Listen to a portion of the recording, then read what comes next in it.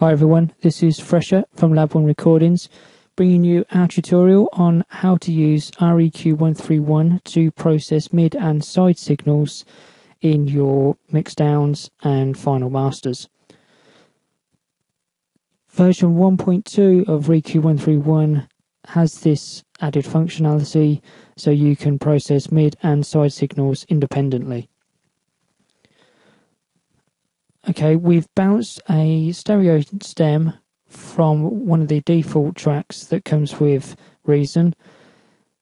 It's an acoustic track, so you can get to become accustomed to the way things work, the way they sound, and we can play around with some of the effects of equalization of the mid and the side. We'll run through the track now so you can get an idea of what the track actually sounds like. There is something I should say. There is something I should tell you. There is nothing in my way. God, I have to get it out of me. Can we stay here just a little bit longer?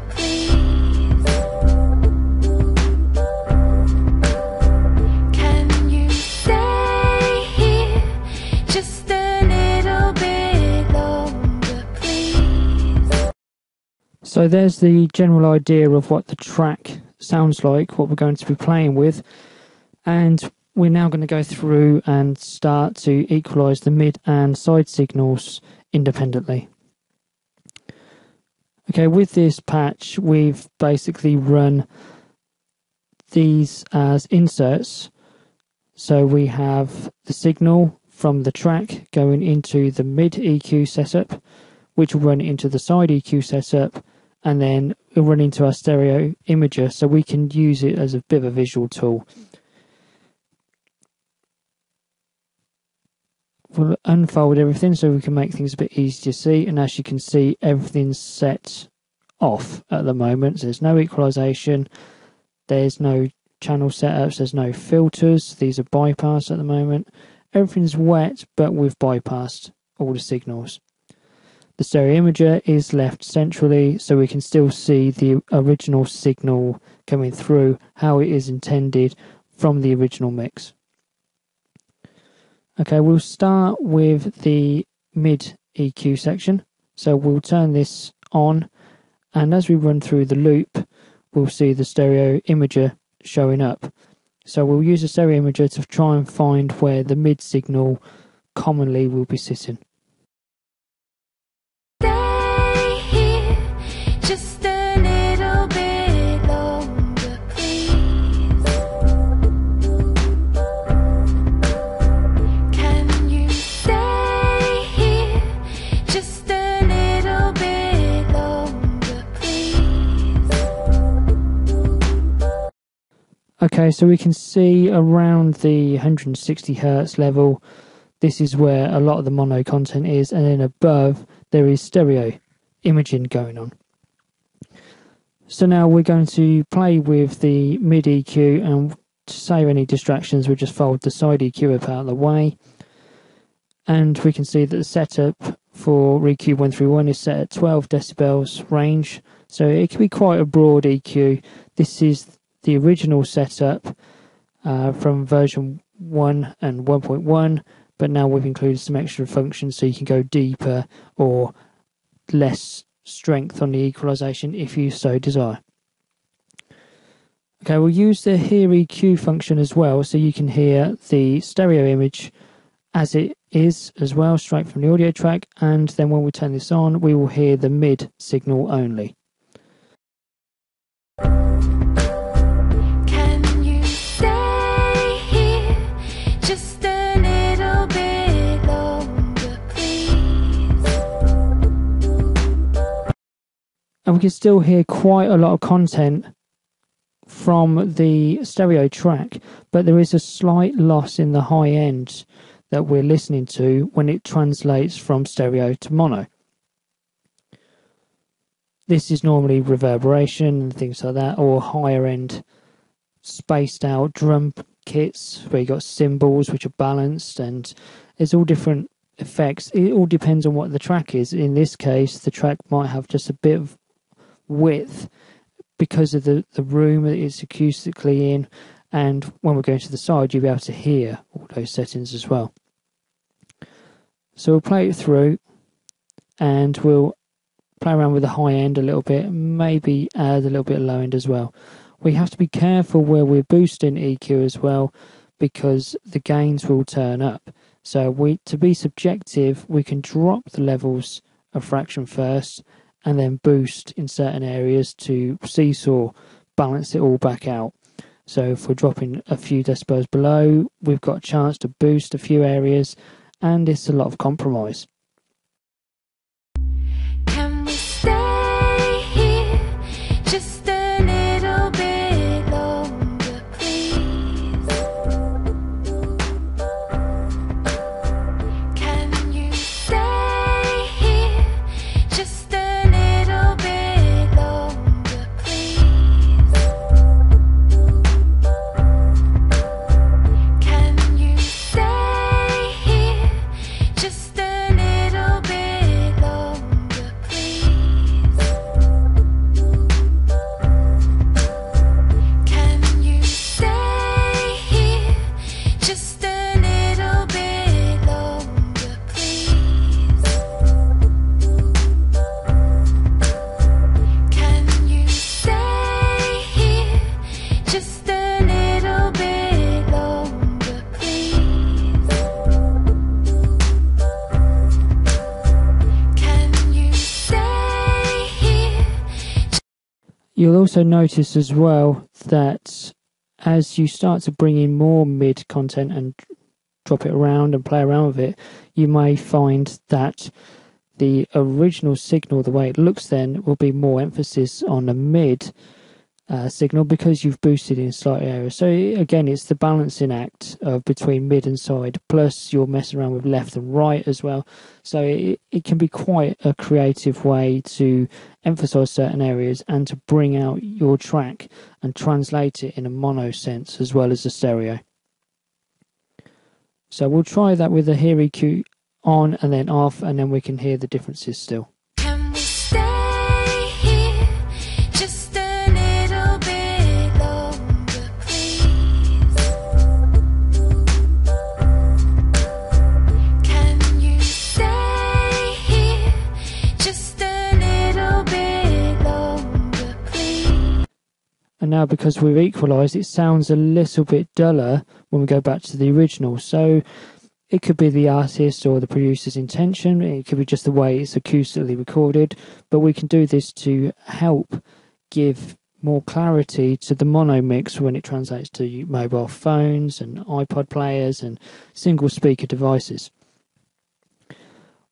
With the dry wet knob as well, we can always mix a balance between the two. So we can be basically using this like a balance control between bright and dark, so you can have the best of both. So you could tweak in between the two. We could also add filters if we wanted to, but we want to keep it a bit open for the mid section. Okay, now we're going to go on to the side section, and we'll keep this open so we can see what we've done to the mid, where we've boosted and cut fractionally in places, and then we can just develop this further. Now with the side EQ mode, we will turn the REQ on, and then you'll be able to hear all the stereo content.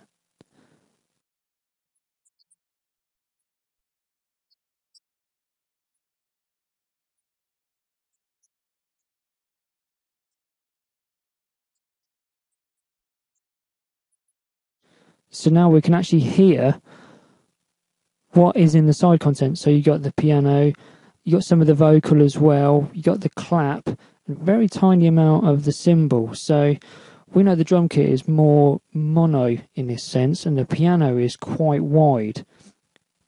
So we can play around between the mid piano to bring it out if we want to bring it more centrally, or we can leave it as it is, and then we can make sure that we can hear it in a mono sense anyway. But where we've got the clap might sound rather prominent, so we can play around and find the frequency of the clap or where it's pronounced a bit, and we can bring that down in the side channel while leaving it alone in the mid. So it will translate maybe a bit better into the mono. It's all trial and error sometimes when you're playing with this, but it's a good learning experience. We can turn the filters on in this case as well, and because the way that side works, we could roll up to around the 400 because we know the mono end is quite good, being that the mono end is normally a low frequency sort of sound because the human ear can't predict or tell where low frequencies are coming from, but high frequencies we find it a lot easier. Okay, so we've ramped up the filter all the way, and we've got the high pass filter on, but it's right at the top end of the spectrum. So we can now run this through and hear the difference where we put the filter on.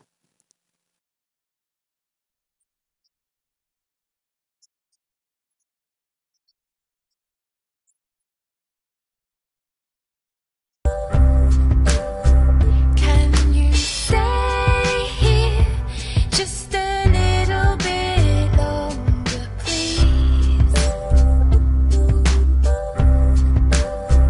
Can you stay? Okay, now we're going to go and find the clap that's a bit, to us, it's a little bit loud. People may find it's fine, but we'll play around with it.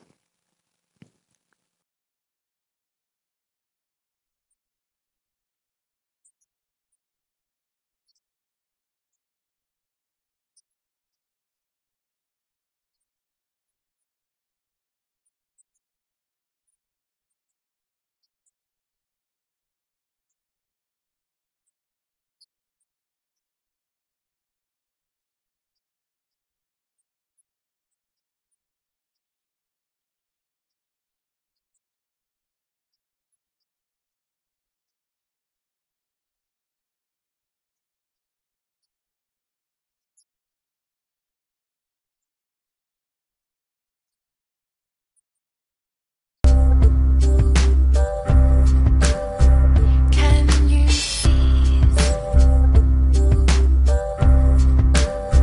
Can you please?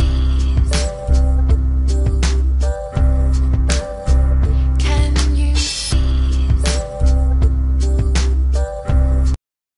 Now where we've done that, we can actually compare, and the way that I've set this preset up, we can turn the mono and stereo effect, so we can basically do a mono check overall of what our equalization is going to do. We can bypass these as well, so we can hear it, or we can set a dial so it mixes the dry and the wet together, so we can hear the contrast in between the original and our equalized version. There is something I should say. There is something I should tell you. There is nothing in my way. God, I have to get it out of me. Can we stay here just a little bit longer, please? Can you stay here just a little bit longer, please? Can you stay here just a little? So now we can hear where we've got slight differences playing around. There's a little bit more emphasis in the mid signal with the low end, and a little bit more air on the vocal. And also on the side, we've brought it down so the clap isn't so pronounced as it was before. But where we now turn the dry wet faders down, you can actually hear it sounds a little bit duller. So again, in the mono section, you can actually hear it be a little bit more brighter. Okay, this is the first demo. example, and we'll bring you some more examples of how to use this in a more creative sense.